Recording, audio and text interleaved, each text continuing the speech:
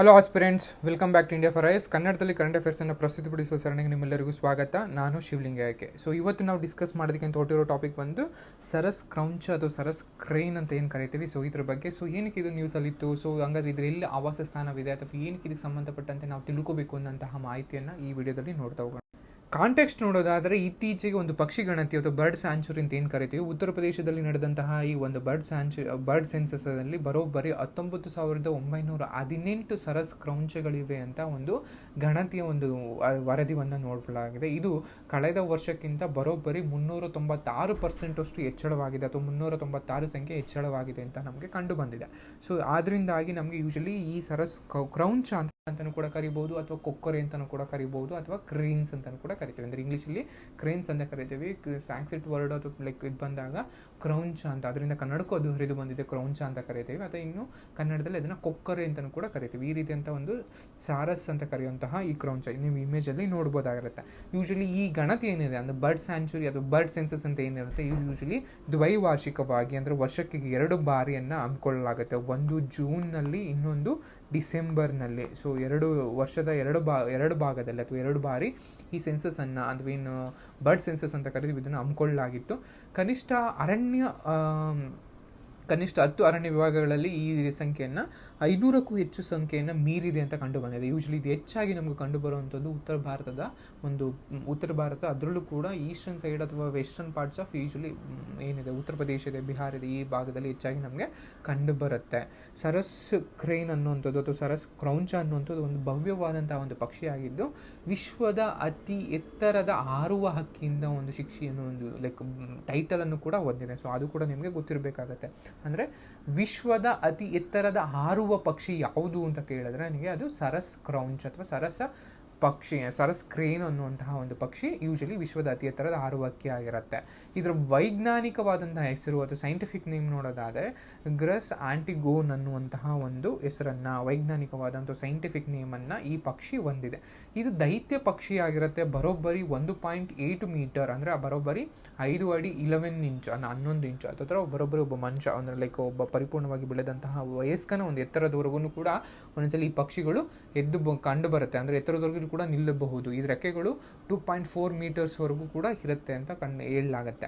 ಅಂದರೆ ವಯಸ್ಕ ಪಕ್ಷಿಗಳು ಅಂದರೆ ಏನು ಅಡಲ್ಟ್ ಪಕ್ಷಿಗಳು ಅಂತ ಕರಿತೀವಿ, ಯೂಶಲಿ ಅಡಲ್ಟ್ ಬರ್ಡ್ಸ್ಗಳು ಅಥವಾ ವಯಸ್ಕ ಪಕ್ಷಿಗಳು ಕಪ್ಪು ರೆಕ್ಕೆಯ ತುದಿಯೊಂದಿಗೆ ಪ್ರಧಾನವಾಗಿ ಬೂದು ಬಣ್ಣದ ಒಂದು ಪುಕ್ಕಗಳನ್ನು ಹೊಂದಿರುತ್ತೆ. ನಿಮ್ಮ ಇಮೇಜಲ್ಲಿ ನೋಡ್ತಾ ಹೋದರೆ ಕಾಣಿಸುತ್ತೆ. ಇದೆಲ್ಲವೂ ಕೂಡ ಬೂದು ಬಣ್ಣದಂತಹ ಒಂದು ರೆಕ್ಕೆಗಳನ್ನ ಹೊಂದಿರುವಂತಹ ಪಕ್ಷಿಗಳಾಗಿರುತ್ತೆ. ಪಕ್ಷಿಗಳ ತಲೆ ಮತ್ತು ಕುದಿಯಲ್ಲಿ ಭಾರಿವಾದ ಅದು ಈ ಒಂದು ಕೆಂಪು ಗಾಢ ಬಣ್ಣವನ್ನು ನಾವು ನೋಡುವಂಥದ್ದು. ಅದು ಯೂಶಲಿ ಕೆಲವು ಪಕ್ಷಿಗಳು ಕುತ್ತಿಗೆಗಳದ್ದು ಕಂಡು ಬರುತ್ತೆ. ಅಂದರೆ ತಲೆಯಲ್ಲಿ ಯೂಶಲಿ ಈ ರೀತಿಯಾದಂಥ ಒಂದು ಗಾಢ ಕೆಂಪು ಬಣ್ಣ ಅಂತ ಕರಿತೀವಿ. ಅಂದರೆ ಯೂಶಲಿ ಇದನ್ನು ನಾವು ಕಂಡು ಬರುತ್ತೆ.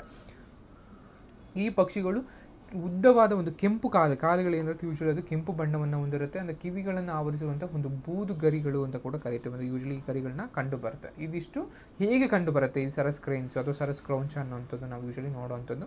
ಇದು ಎಲ್ಲೆಲ್ಲಿ ಕಂಡು ಬರುತ್ತೆ? ಆಕ್ಚುಲಿ ಭಾರತದ ಒಂದು ಉಪಖಂಡ, ಭಾರತದಾದ್ಯಂತ ಏನು ಕಾಂಟಿನೆಂಟ್ ಅಂತ ಕರೀತೀವಿ, ಯೂಶಲಿ ಎಲ್ಲವೂ ಕೂಡ ಕಂಡು ಬರುತ್ತೆ. ಅದ್ರ ಜೊತೆಗೆ ಆಗ್ನೇಯ ಏಷ್ಯಾ ಆಗಿರ್ಬೋದು ಅಂಡ್ ಉತ್ತರ ಆಸ್ಟ್ರೇಲಿಯಾ ಪ್ರದೇಶಗಳಲ್ಲಿ ಅಥವಾ ಭಾಗಗಳಲ್ಲಿ ಹೆಚ್ಚಾಗಿ ಈ ಸರಸ್ ಕ್ರೇನ್ಗಳು ಕಂಡು ಬರುತ್ತೆ. ಸೊ ಅದ್ರ ಜೊತೆಗೆ ಎಲ್ಲಿ ಈ ದೇಶಗಳಲ್ಲಿ ಎಲ್ಲಿ ತೆರೆದ ಒಂದು ಜೌಗು ಪ್ರದೇಶ, ಒಂದು ಓಪನ್ ವೆಟ್ಲ್ಯಾಂಡ್ ಅಂತ ಕರಿತೇವೆ. ಅಂದರೆ ಯಾವುದೇ ಆದಂತಹ ಒಂದು ನಿರ್ಬಂಧವನ್ನು ಇಲ್ದಲಿರುವಂತಹ ಒಂದು ಜೌಗು ಪ್ರದೇಶಗಳು, ವೆಟ್ಲ್ಯಾಂಡ್ಸಲ್ಲಿ ಅಥವಾ ಕಾಲೋಚಿತವಾಗಿ ಪ್ರವಾಹಕ್ಕೆ ಒಳಗಾಗುವಂತಹ ಒಂದು ರಿಕೋಫರ್ಸ್ ಅಂತಹ ಕಾಡುಗಳು ಏನಿರುತ್ತೆ, ಅಥವಾ ಆ ಕಾಡುಗಳಲ್ಲಿ ಕೂಡ ಆಗಿರ್ಬೋದು, ಅಥವಾ ನೀಲಗಿರಿ ಪ್ರಾಬಲ್ಯವಿರುವಂತಹ ಕಾಡುಗಳಾಗಿರ್ಬೋದು, ಅಥವಾ ಗ್ರಾಸ್ಲ್ಯಾಂಡ್ಸ್ ಹುಲ್ಲುಗಾವಲುಗಳನ್ನು ಯೂಶಲಿ ಆದ್ಯತೆಯನ್ನು ನೀಡುತ್ತೆ. ಅಂದರೆ ಇವೆಲ್ಲಿ ಅಲ್ಲಿ ವಾಸ ಮಾಡ್ತೇವೆ ಅಂದರೆ ಯೂಶಲಿ ಜೌಗು ಪ್ರದೇಶಗಳಾಗಿರ್ಬೋದು, ಅಥವಾ ಪ್ರವಾಹಕ್ಕೆ ಆಗಾಗ್ಗೆ ಒಳಗಾಗುವಂತಹ ಕಾಡುಗಳಾಗಿರ್ಬೋದು, ಅಥವಾ ನೀಲಗಿರಿ ಪ್ರಾಬಲ್ಯವಿರುವಂತಹ ಕಾಡುಗಳಾಗಿರ್ಬೋದು, ಮತ್ತು ಹುಲ್ಲುಗಾವಲು ಪ್ರದೇಶಗಳಲ್ಲಿ ಈ ಸರಸ್ ಕ್ರೌನ್ಗಳು ಅಥವಾ ಸರಸ್ ಕ್ರೌಂಚ್ಗಳು ಯೂಶಲಿ ನಮಗೆ ಕಂಡುವನ್ನು ಬರ್ತವೆ. ಇನ್ನು ನಡವಳಿಕೆ ನೋಡೋದಾದರೆ ಯೂಶಲಿ ಸಾಮಾಜಿಕ ಜೀವಿಗಳಾಗಿರುತ್ತೆ. ಅಂದರೆ ಯೂಶಲಿ ಮಾನವರ ಜೊತೆ ಅಥವಾ ಮಾನವರ ನಾಗರಿಕತೆಯ ಸುತ್ತಮುತ್ತನೇ ಕೂಡ ಈ ಪಕ್ಷಿಗಳು ಕಂಡು ಬರ್ತವೆ. ಅಂದರೆ ಇವು ಸಾಮಾನ್ಯವಾಗಿ ಜೋಡಿಗಳಾಗಿ ಅಥವಾ 3 ಮತ್ತು 4 ಸಣ್ಣ ಗುಂಪುಗಳು ಸಂಖ್ಯೆಯಲ್ಲಿ ಒಂದು ಗುಂಪುಗಳಲ್ಲಿ ಕಂಡು ಬರ್ತವೆ. ಅಂದರೆ ಇದು ಕೇವಲ ಒಂದೊಂದೇ ಪ್ರಾಣಿ ವಾಸ ಮಾಡೋದಿಲ್ಲ, ಯೂಶಲಿ ಜೋಡಿಯಾಗಿರ್ತವೆ ಅಥವಾ ಗುಂಪುಗಳಲ್ಲಿ ಇವನ್ನ ಕಂಡು ಬರುವಂಥದ್ದು. ಇನ್ನು ಇದ್ರ ಜೊತೆಗೆ ಬಾನ್ಸುನ್ನ ಇದರ ಸಂತಾನೋತ್ಪತ್ತಿಯನ್ನು ಕೂಡ ನಾವು ಕಾಣ್ಬೋದಾಗಿರುತ್ತೆ. ಅದು ಯೂಶಲಿ ಅದರ ಒಂದು ಸಂತಾನೋತ್ಪತ್ತಿ ಅವಧಿ ಯಾವಾಗ ಇರುತ್ತೆ ಅಂದರೆ ಮಾನ್ಸೂನ್ ಅವಧಿ, ಅಂದರೆ ಜೂನ್ ಜುಲೈ, ನಮ್ಮ ಜುಲೈಯಲ್ಲಿ ಏನು ಶುರು ಆಗ್ತಾ ಬರುತ್ತೆ, ಜುಲೈಯಿಂದ ನೆಕ್ಸ್ಟ್ ಆಗಸ್ಟ್ ಸೆಪ್ಟೆಂಬರ್ವರೆಗೂ ಕೂಡ ನಾವು ಯೂಶಲಿ ಇದರ ಒಂದು ಸಂತಾನೋತ್ಪತ್ತಿ ಅವಧಿಯನ್ನು ಕಾಣ್ಬೋದಾಗಿರುತ್ತೆ. ಸಂರಕ್ಷಣೆ ಕನ್ಸರ್ವೇಷನ್ ಸ್ಟೇಟಸ್ ಏನೇನು ಅಂತ ನೋಡೋದಾದ್ರೆ ಯೂಶಲಿ ರೆಡ್ ಲಿಸ್ಟ್ನಲ್ಲಿ ಇದನ್ನು ದುರ್ಬಲ ವಲ್ನರಬಲ್ ಅಂತ ಯೂಶಲಿ ಅದನ್ನು ಪಟ್ಟಿ ಮಾಡಲಾಗಿದೆ. ಆ್ಯಂಡ್ ಅದ್ರ ಜೊತೆಗೆ ವನ್ಯಜೀವಿ ಸಂರಕ್ಷಣಾ ಕಾಯ್ದೆ 1972 ಅನುಸೂಚಿನಲ್ಲಿ ಯೂಶಲಿ ಇದನ್ನು ನಾಲ್ಕನೇ ಅನುಸೂಚಿ ಅಥವಾ ಶೆಡ್ಯೂಲ್ 4 ಕೂಡ ಇದನ್ನು ಪಟ್ಟಿ ಮಾಡಲಾಗಿದೆ. ಇದು ಕೂಡ ನಿಮ್ಗೆ ಎಕ್ಸಾಮ್ ಪರ್ಸ್ಪೆಕ್ಟಿವ್ ತುಂಬ ಇಂಪಾರ್ಟೆಂಟು. ಸೊ ಕ್ರಿಟಿಕಲಿ ಎಂಡೇಂಜರ್ಡ್ ಅಥವಾ ಲೀಸ್ಟ್ ಕನ್ಸರ್ನ್ ಅನ್ನೋದು ಯಾವುದನ್ನು ಗೊತ್ತಿರಬೇಕಾಗುತ್ತೆ ನಿಮಗೆ. ಇದು ಕೇವಲ ವಲ್ನರಬಲ್, ದುರ್ಬಲ ಅನ್ನುವಂತಹ ಒಂದು ವರ್ಗದಲ್ಲಿ ಇದನ್ನ ಮಾಡಲಾಗಿದೆ.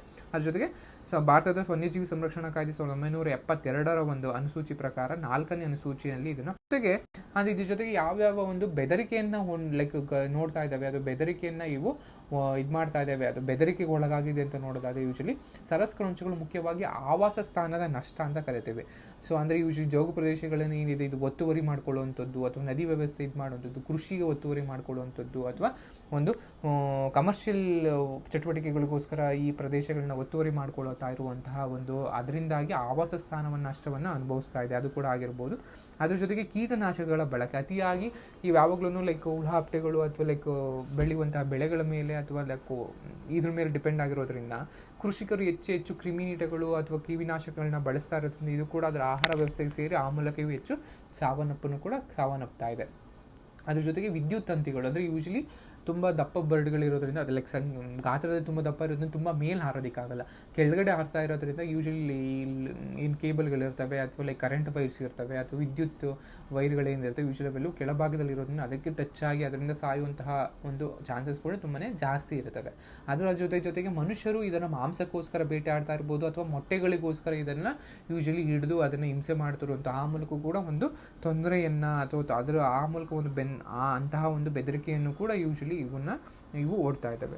ಸರಸ್ಕ್ರೌಂಚ್ ಇದೆ ಯೂಶಲಿ ನಮ್ಮಲ್ಲಿ ಯಾವುದಕ್ಕೆ ಇದನ್ನು ತುಂಬ ಫೇಮಸ್ ಆಗೋದು ಕುತೂಹಲಕಾರಿ ಸಂಗತಿ ಅಂತ ಏನಂದರೆ ಯೂಶಲಿ ಈ ಪಕ್ಷಿಗಳು ಒಂದು ವೈವಾಹಿಕ ನಿಷ್ಠೆಯ ಒಂದು ಸಂಕೇತವನ್ನು ಪರಿಗಣಿಸಲಾಗಿರುತ್ತೆ. ಅಂದರೆ ಯಾವುದಂದರೆ ಸರಸ್ಕ್ರೌನ್ಸ್ ಅಂತ ಕರೀತೀವಿ. ಯಾಕಂದರೆ ಇವು ಜೋಡಿಗಳು ಒಂದ್ಸಲಿ ಒಂದು ಜೋಡಿ ಆದಾಗ ಅದು ಸಾಯೋವರೆಗೂ ಕೊನೆಯವರೆಗೂ ಕೂಡ ಯೂಶಲಿ ಅದು ಜೋಡಿಗಳಲ್ಲೇ ಕಂಡು ಬರ್ತವೆ. ಅಂದರೆ ಒಂದ್ಸಲಿ ಮೇಟ್ ಆದಮೇಲೆ ಇನ್ನೊಂದ್ಸಲಿ ಅದು ಬಿಟ್ಟು ಅದು ಹೋಗುವಂಥದ್ದಿಲ್ಲ. ಅಂದರೆ ಅವು ಒಟ್ಟಿನಿಂದ ಸಾಯೋವರೆಗೂ ಒಂದ್ಸಲಿ ಅವು ಸಂಗಾತಿಗಳಾಗಿ ರೂಪುಗೊಂಡ ಮೇಲೆ ಕೊನೆಯವರೆಗೂ ಕೂಡ ಅವು ಜೊತೆಯಲ್ಲೇ ಇರ್ತವೆ. ಸೊ ಒಂದು ಪಕ್ಷಿ ಏನಾದರೂ ಸತ್ತಾಗ ಅದನ್ನು ಕೋರ್ಕ್ತವೆ ತುಂಬಾ. ಸೊ ಅದರಿಂದಾಗಿ ಯೂಶಲಿ ಇದನ್ನು ಒಂದು ವೈವಾಹಿಕ ನಿಷ್ಠೆಯ ಅಂದರೆ ಒಂದು ಲಾಯಲ್ಟಿ ಏನಿರುತ್ತೆ, ಅಂದರೆ ಪಾರ್ಟ್ನರ್ದು ಏನೋ ಲಾಯಲ್ಟಿ ಇರುತ್ತೆ ಅದಕ್ಕೆ ಒಂದು ಸಂಕೇತವಾಗಿ ಇದನ್ನು ಕೂಡ ನಾವು ನಮ್ಮಲ್ಲಿ ಒಂದು ಕಾಣಲಾಗತ್ತೆ. ಇದಿಷ್ಟು ಸರಸ್ ಕ್ರೌನ್ ಬಗ್ಗೆ ಕಂಡು ಬರುವಂಥದ್ದು. ಯೂಶಲಿ ಇದು ನಮಗೆ ಉತ್ತರ ಭಾರತದಲ್ಲಿ ಅತಿ ಹೆಚ್ಚಾಗಿ ಈ ಕ್ರೌನ್ಗಳು ಕಂಡು ಬರ್ತವೆ. ಇದನ್ನು ಒಂದು ಸಂರಕ್ಷಣಾ ಒಂದು ಕಾರ್ಯವನ್ನು ಕೂಡ ಸರ್ಕಾರಗಳು ಒಂದು ಮೇರುಗತಿಯಲ್ಲಿ ಅಥವಾ ಒಂದು ಬೃಹತ್ ಪ್ರಮಾಣದಲ್ಲಿ ಹಮ್ಮಿಕೊಳ್ಳಲಾಗಿವೆ. ಆ ಮೂಲಕ ಒಂದು ಈ ನಿಸರ್ಗದ ಒಂದು ಕೊಡುಗೆಗಳನ್ನ ಯೂಶಲಿ ನಾವು ಉಳಿಸ್ಕೊಂಡು ಮುಂದಿನ ತಲೆಮಾರುಗಳಿಗೆ ಕೊಂಡೊಯ್ಯುವಂತಹ ಒಂದು ಕೆಲಸವನ್ನು ಮಾಡಲಾಗ್ತಾ ಇದೆ. ಇದಿಷ್ಟು ಸರಸ್ ಕ್ರೌನ್ಸ್ ಬಗ್ಗೆ ಸಂಬಂಧಿಸಿದ ಮಾಹಿತಿ. ಈ ಮಾಹಿತಿನ ಇಲ್ಲಿಗೆ ಎಂಡ್ ಮಾಡ್ತಾ ಇದ್ದೀನಿ. Thank you.